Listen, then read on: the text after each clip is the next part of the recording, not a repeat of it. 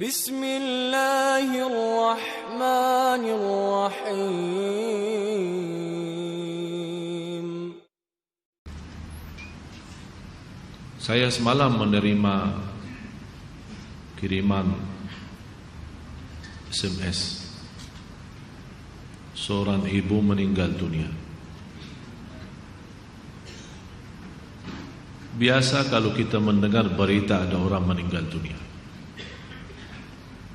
karena kita semua akan menghadapi kematian. Tapi yang luar biasa,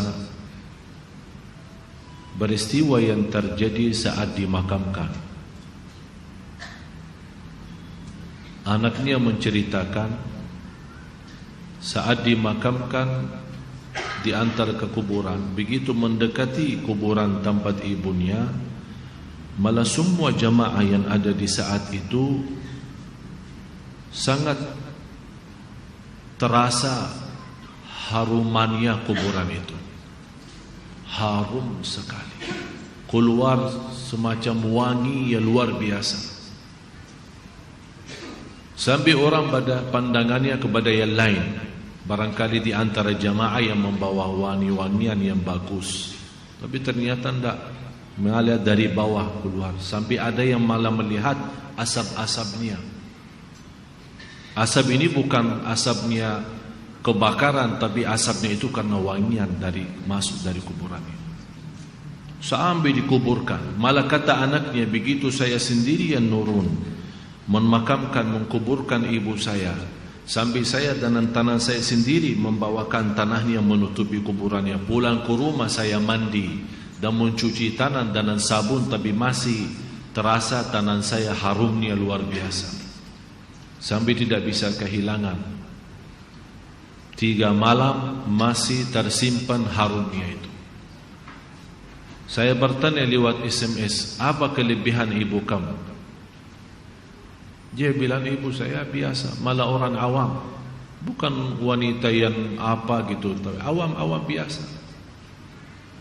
Tapi setahu saya, ibu tidak pernah tidur sebelum membaca surat Al-Mulk, Tabarakalladzi biyadihil mulk. Saya langsung menjawab, itulah yang Allah hantarkan kepada ibu kamu. Dan inilah berita gembira bagi kita semua, sesuai janjian Rasulullah sallallahu alaihi wasallam. 30 ayat syafa'at li sahibiha min azabil qabr. 30 ayat yang telah membawakan syafaat bagi orang diselamatkan dari siksa kubur.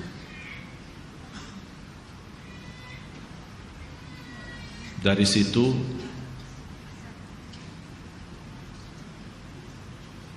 seperti kebiasaan, ambil wudu, saya witir duluan, kemudian tidur. Apa yang saya lihat dalam mimpi? Bapak ibu, yang saya lihat diri saya sendiri di dalam kubur. Sangat gelap, ngeri, malah terasa seramnya luar biasa, sampai tidak bisa saya bayangkan di saat itu.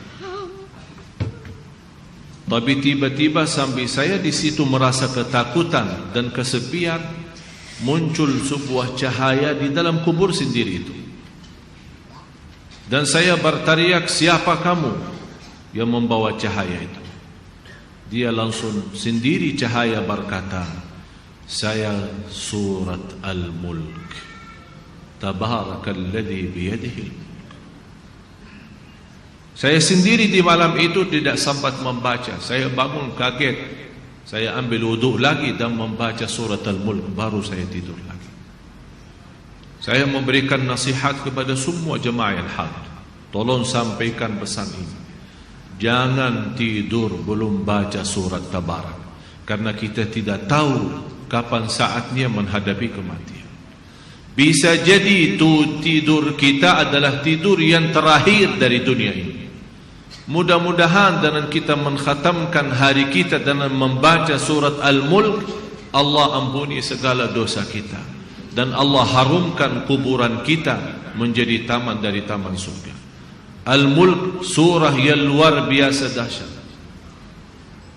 Saya mohon, biarpun ibu-ibu sedang halangan tidak salat, tetap mau tidur, ambil air wudu dan baca surat Al-Mulk. Baca surat Al-Mulk.